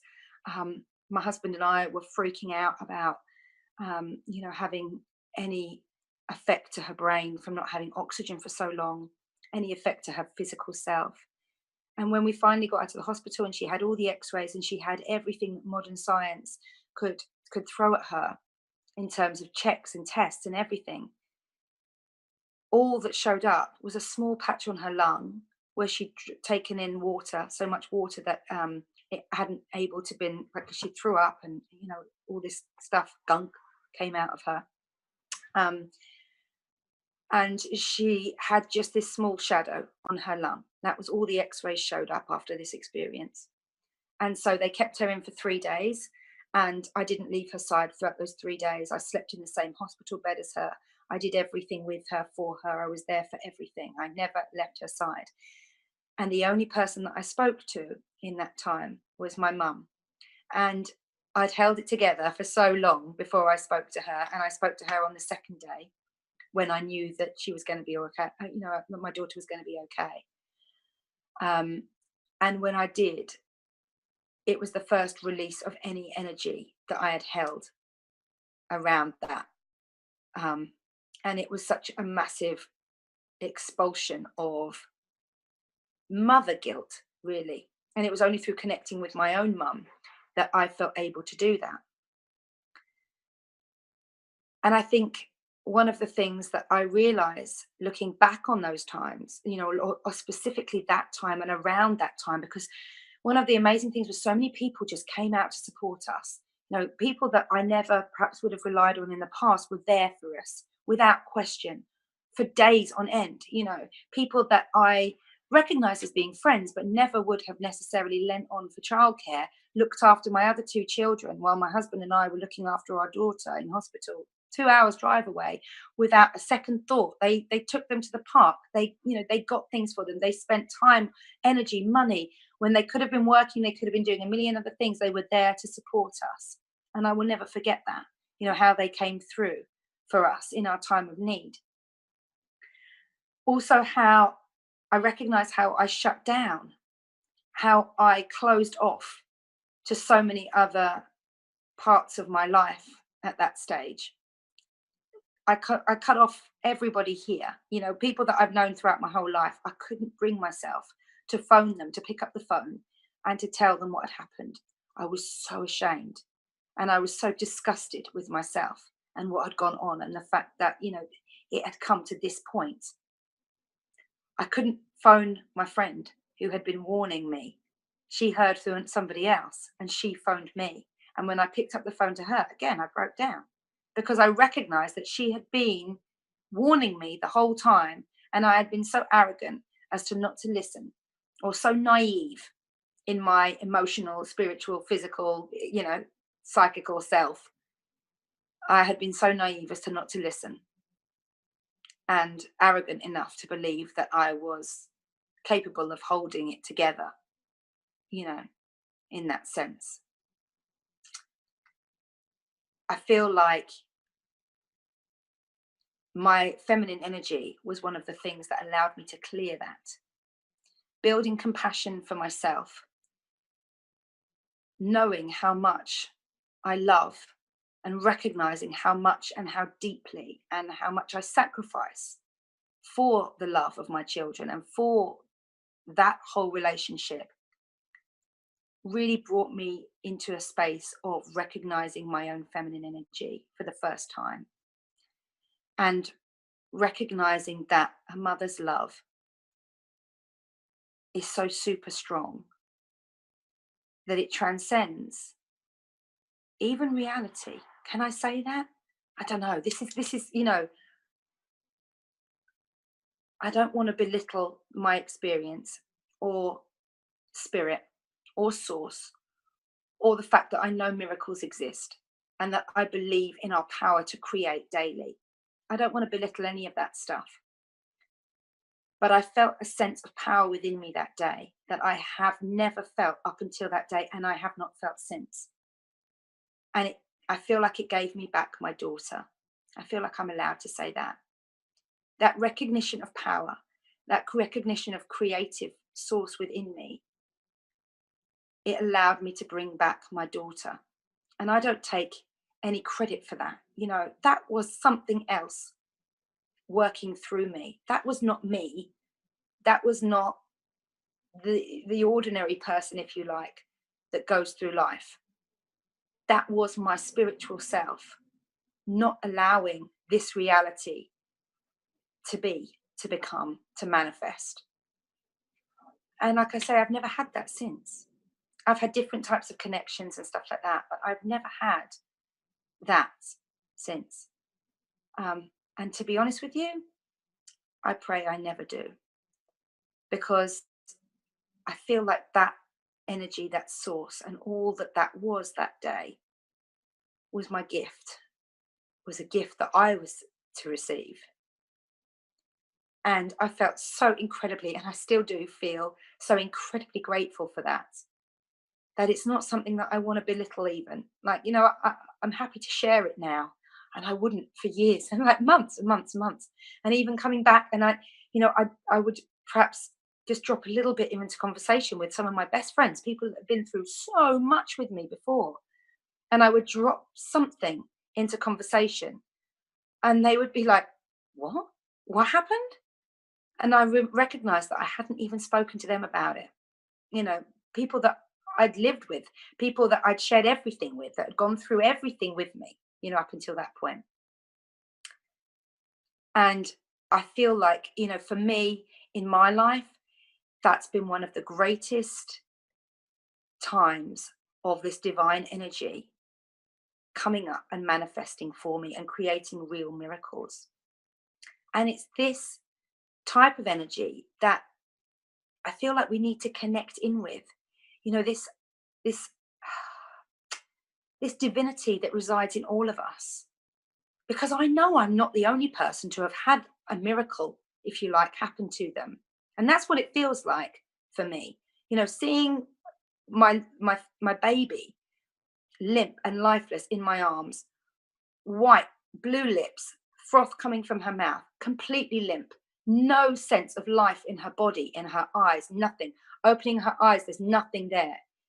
Feeling her body, feeling no resonance of life in any part of her, nothing. And then being able to hear that life just come back with that one sound, for me, was a miracle. And I feel blessed every single day. And I look at her now, and she's this amazing being. And she's given me a gift by just recognizing how lucky I am every day. She embodies gratitude for me. Every time I look at her, and I know that my husband's the same, every time I look at her, we feel grateful, and we will feel eternally grateful, not just for her, but for everything, because we have been given so much. And that would be like my kind of experience of my miracle in my life. And I believe that we all have this, we all have this touch base with the divinity at some stage. When it comes is entirely down to us, I think, and our journey, and what our purpose holds. But that was something that really shifted a lot in me and made me look at all the other little messages and all the other little divine things that come through to me. I'm a great believer in numerology, the patterns and numbers, the way numbers come through to me is always sparking this kind of intuitive sense of alignment in with the greater world. And I know people align angels with numbers, and certain number significances with certain messages, and I really find comfort in that. And the same way signs, like people will find, like, I often, and I still find this as well now, often I'll be thinking of something and aligning myself with something, and there will be a sign come through to me. Like, you know, I have like magic numbers, like a 3 and 5. And I have been often thinking about things in my life that I want to manifest. And as I look up into the sky, for example, 3 birds will fly past as I'm thinking a certain thought, or I'm trying to create this vision in my mind, and I know it's a sign. You know, I feel it. It's like that's it, Kirst. That's the one. And I'm like, okay, okay. And again, I start scribbling. I start scribbling it all down. Trust in those things. Look for those things. Look for the guidance. Look for the light. Look for the power that's divine around you. You know, believe in that. Have faith. That's also connecting in with your intuition. Um, it's about opening up your awareness to signs, to synchronicities, the significances of animals, of numbers, of colors, of sounds, music, songs, you know, whatever it is, images. You know, one of my friends was telling me the other day, you know, she and I love this. She has an experience, and then she has images come at her from all around her that cement this experience into her knowing. And she knows it. That's intuition. And we all have it. And it's about connecting in with it and utilizing it for your own purpose. You know, use it, connect in with it. It's a superpower practically. You know, um, one of the other things is that when you begin to trust in your intuition and you begin to act on it, then you really begin to feel the power of it. And I think that's another thing, you know, like when you can feel the power, when you've seen it happen, when you've felt it, then you utilize it more. And the practice is everything. All is coming with practice, as my gurus say. All is coming with practice. And it's true of intuition as well. The more you practice connecting in with yourself, the more you practice working on those messages that come through, those signs, whatever it is, the more you jump on that and act it out, manifest it into your life, create it, build space for it, the more it will give you, the more you will come through, the more you will recognize. And that is, like I say, it's like a superpower. One of the other things is to connect in with your physical wisdom. Now, being a yoga teacher, I am all about the physical wisdom. I have learned time and time again through my body about what I'm experiencing, what I'm still holding on to, how I'm feeling during the day, what things I haven't processed, things I haven't let go of, stuff I need to let go of, all of it. I have been able to manifest pure joy through my physicality, through being able to open up my chakras, through being able to manipulate my body in such a way that I can open it up to pure light and pure joy.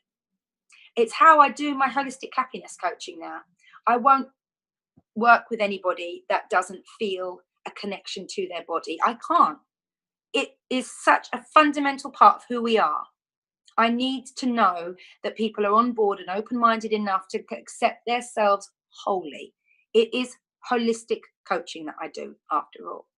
So I just can't work with anybody who wants to just cut that part of themselves off and cut off the link between all of the parts of yourself. So, you know, identifying your body as just one entity, identifying your emotions as one entity, and your psychical self as one entity. Everything permeates the one another. You are whole. Everything goes through everything.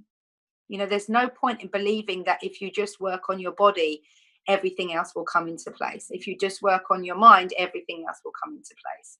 It has to be worked on as a whole. It has to be. It's the nature of who we are. It's the nature of how we work. You can't separate stuff off and just like isolate one thing, isolate another. And what you'll find though is that if you do work on one thing, then you begin to open up another. Being mindful to that is a different thing. So I'm a very great believer in connecting with your physical wisdom. And your body is your own natural environment. It's the thing that you live in. Your body is a temple, right? But it's actually essentially the biological construct that you live in every day. And it houses your emotions, it houses your thoughts, it houses your energy. It holds on to all of those things so that you can continue to learn through the experiences that you've had far into your future, which is a beautiful, beautiful thing. Because when you begin to clear it and feel the energy shift and move, when you begin to allow those experiences to give you the full contract of the wisdom that they are endowed with, then you can really begin to learn and to gain the wisdom to be able to move on and through and let go of the things that don't serve you.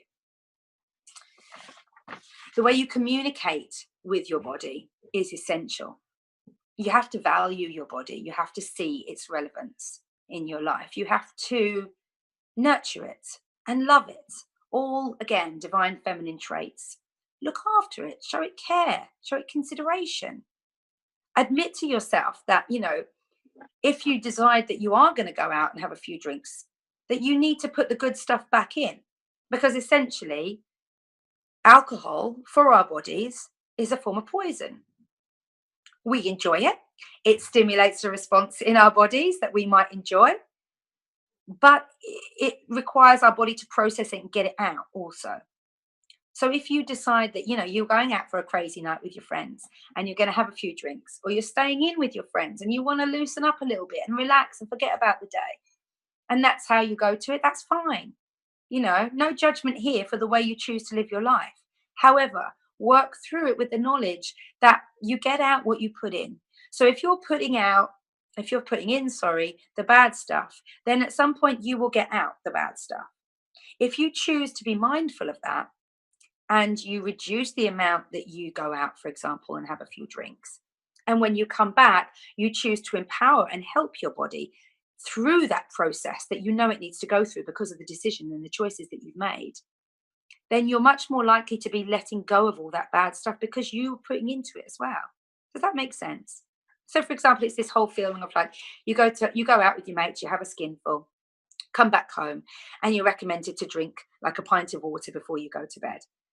So do that, but also empower yourself with following the next day, that you would then move your physical body to empower elimination and detoxification through every natural source. So you might not feel like going for a run or doing any exercise, but believe you me, it will help you process everything that you've taken in that night before fully through your body, and you will feel better for it.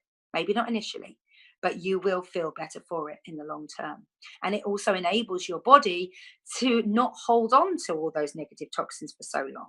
So it gives it less chance to be able to permeate into your cells and cause serious damage, because long-term use of alcohol, as we know, does cause serious damage. So, think about those sorts of things as well. Be kind to yourself. Love yourself. You're going to give yourself the permission to kind of do these things and do whatever it is that allows you to relax and perhaps might not be too good for you. Allow yourself to do that, but also allow yourself to counterbalance it with the good stuff. None of us are perfect. None of us are perfect. That in itself is practicing ahimsa, is allowing yourself to be the person that you are and love yourself enough to be able to try to be better every day, but also to take care of yourself when you've made a judgment, when you've called it, when you've made a choice. So your body is also not a sole decoration. It is not, your body is not designed to be one thing or another. Or rather, I've phrased that badly. Your body is not designed to be the aesthetically perfect thing that is a construct of media imagination and sales ploys. Your body is going to be changing every single day. Every single day, I'll get on my yoga mat and I feel different. Every single time of the day I get on my yoga mat, I feel different. So I'll start with my own morning practice, and I'll go through and I teach private clients and I teach children's classes. And each of my clients comes to the mat with their own set of circumstances, whether they're physical, emotional, whatever. I'm teaching a lady at the moment who has multiple sclerosis, amongst other things.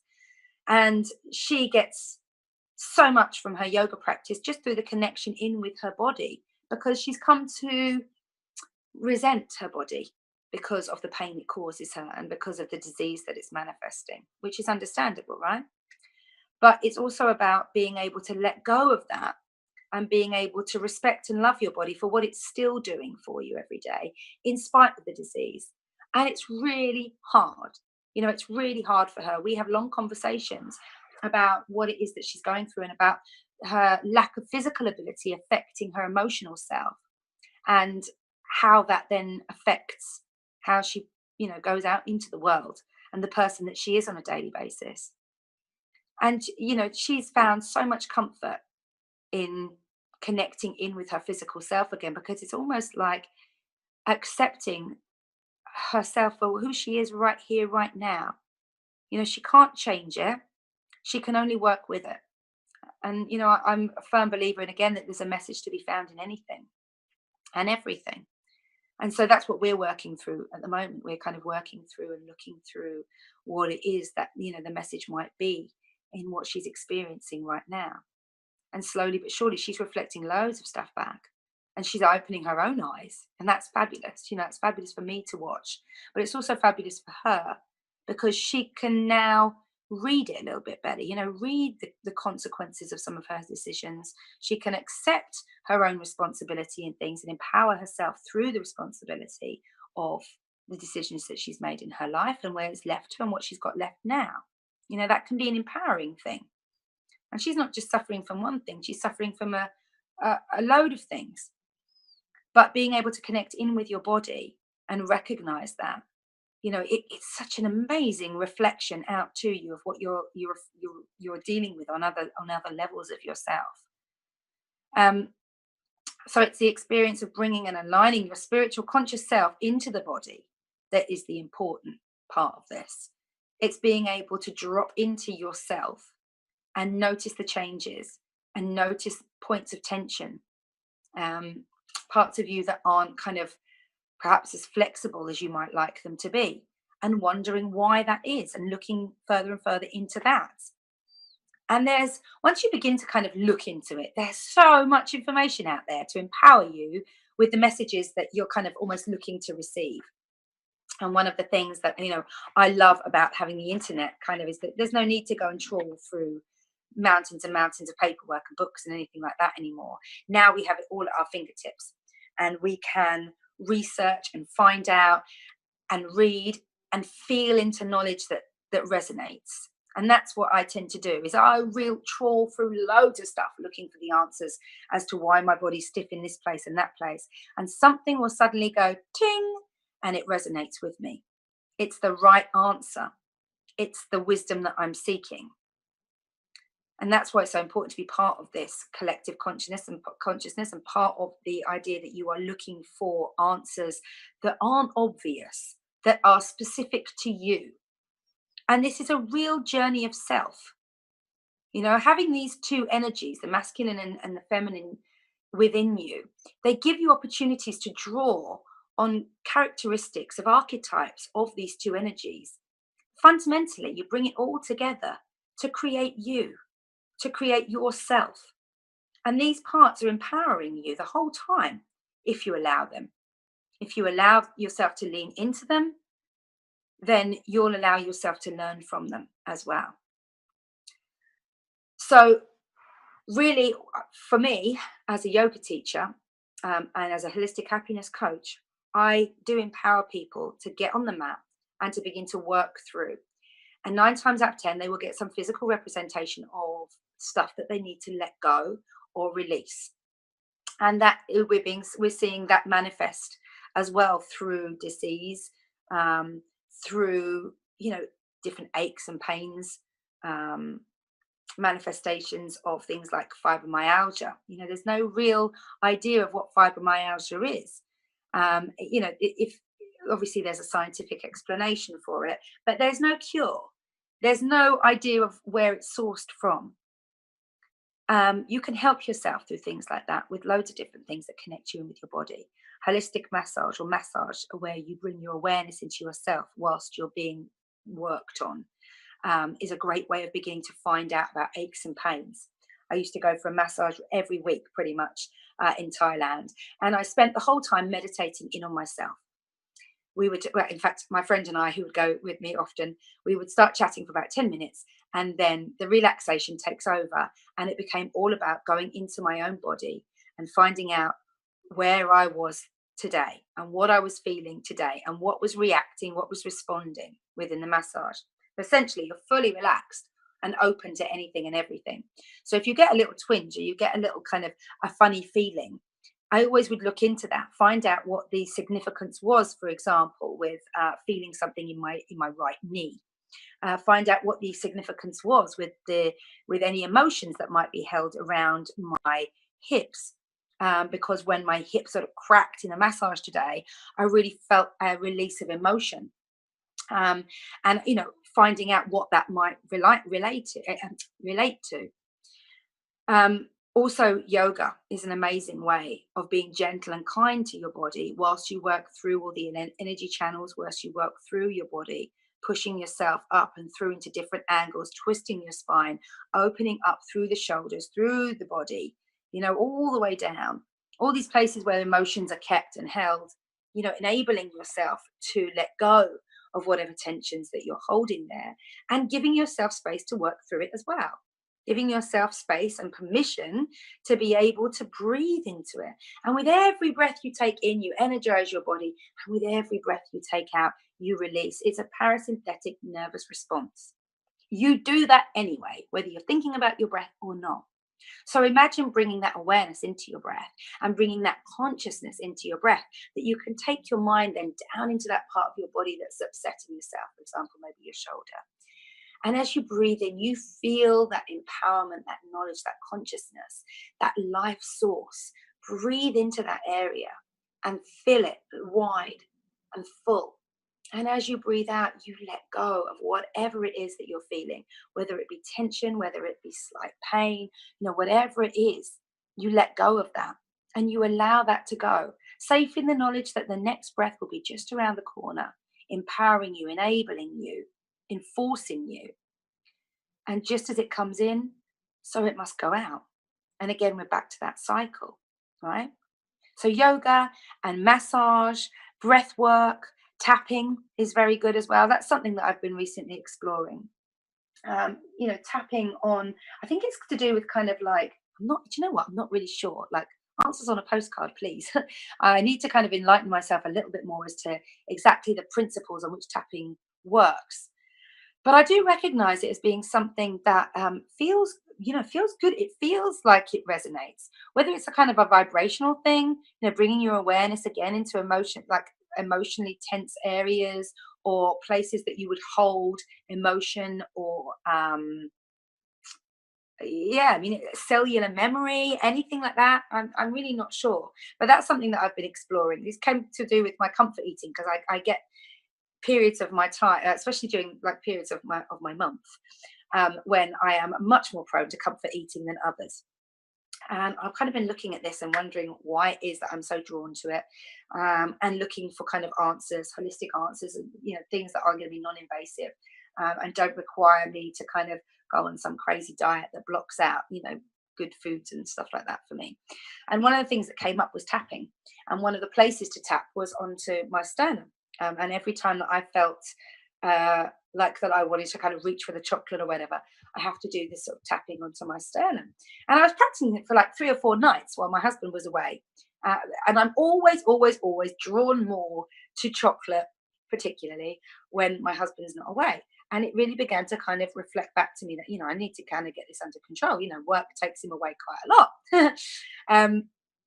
And so I began tapping onto my sternum and it really worked. Like it's crazy. I was kind of just like, oh, and I wondered whether or not there's the resonance just going through into my heart, whether it's that kind of, it's almost like, when you hold a baby close, a baby can feel mother's heart. It's that comforting, whether it's something like that. I don't know. I'm exploring. I'm still exploring and learning. Being on the yoga mat also gives you moments of silence and stillness within your mind and within your body. And that's something else that the divine feminine energy invites you to do, is to take that quiet time for yourself, that quiet time where it's just you and the world, nothing else. And when I say the world, I mean nature, the natural world, the world that you've been born into. Technical stuff is all well and good, but real connection that we have doesn't come from logging on. It comes from stepping outside. It comes from walking barefoot in the grass. If you really want to connect in with Mother Nature, get out into nature, strip off all the stuff that requires you to be safe and supported and contained, essentially, and be at one with nature. Swim naked in the sea, walk barefoot in the grass and in the sand. Allow insects, birds, butterflies, nature itself to come to you. Allow all that and recognize that, when it does come to you, there may well be a message in that as well. Connect in with nature, connect in with the natural world, and recognize that you're a part of it. And I really think that's an important one. Nature is so healing. The earth resonates at the same vibrational resonance as we do. Therefore, if you are ill, if you are feeling under the weather, if you're just not feeling it today, get outside, feel into the resonance of all plant life, the resonance of the movement of water, the resonance of the wind, nature. Watch the clouds.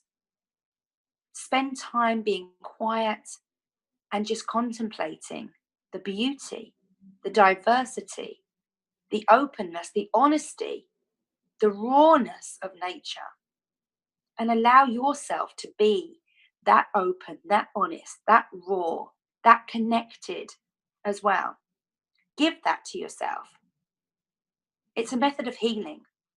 It's a method of being able to draw the earth's divine power to be able to heal us and everything on it inwards towards yourself, so that you can really begin to vibrate on a higher level, resonate that same frequency, that same healing frequency.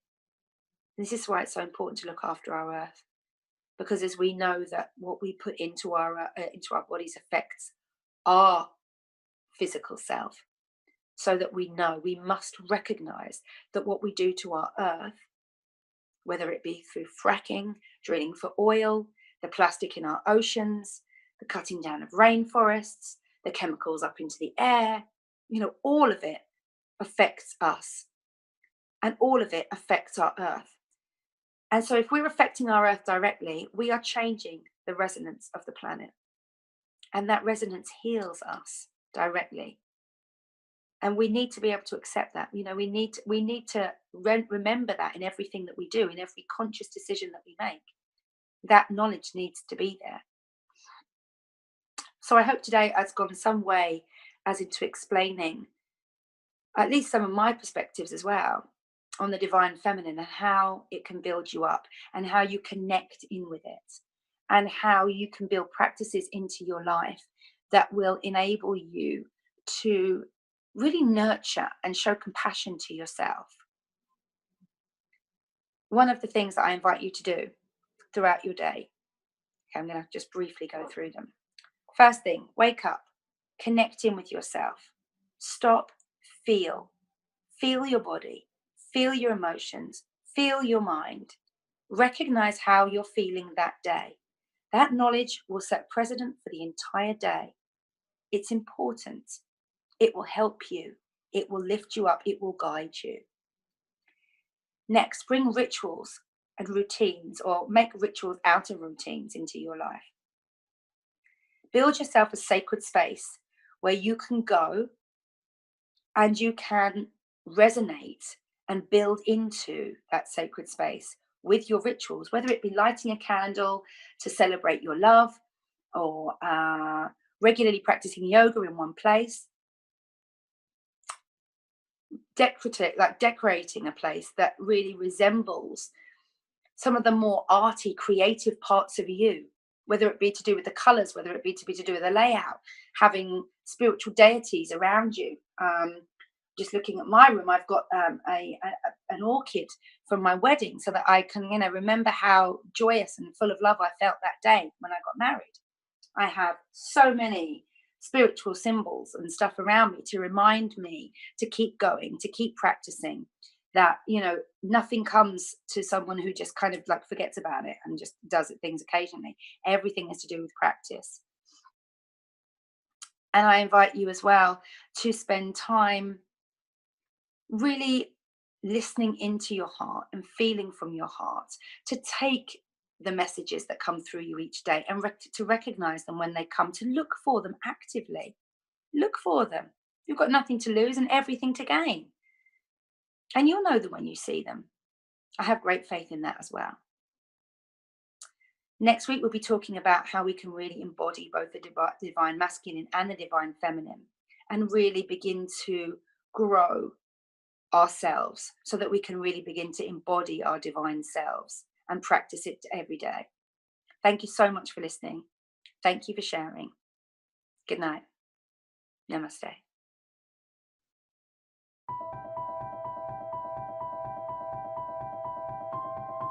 Humanity has been on an epic journey of discovery, learning the truth about the world we live in. New discoveries about the true origins of humanity, ancient history, free energy, as well as the systematic corruption of world governments are now on the forefront of our daily reality. Is the world headed towards destruction based on control and power? Or is an opportunity now being presented to shift and uplift into a higher consciousness? My name is Mel V, co-founder and creative director of Conscious Consumer Network, an independent broadcast network that was launched on the 1st of January 2015. In the last 3 years, Conscious Consumer Network has broadcast over 2,800 shows in multiple languages, featuring guests from across the world, whilst creating media that is aimed at the creation of a free, fair, peaceful, just, sustainable world. Conscious Consumer Network provides full training and an interactive support network for all broadcasters, and we are always looking for inspiring and educational content. Hi, this is Lainey Liberty. And this is Miro Siegel. In 2018, Conscious Consumer Network has expanded to multiple broadcast locations, increasing our availability and reach across the world, remaining on the cutting edge of independent media. If we wish to create a better world, we must first create better media, geared towards real education instead of indoctrination. You guys really are what changing the world is going to be about. It's educating kids at a grassroots level. Having become a pillar of stability in the turbulent world of independent media, we have even more going on in 2018. Conscious Consumer Network is a publicly funded network, and we rely on all of you to keep us on the air. Show your support for independent media by donating to our 2018 Network Support Fund. Dare to seek a better world. Support independent media.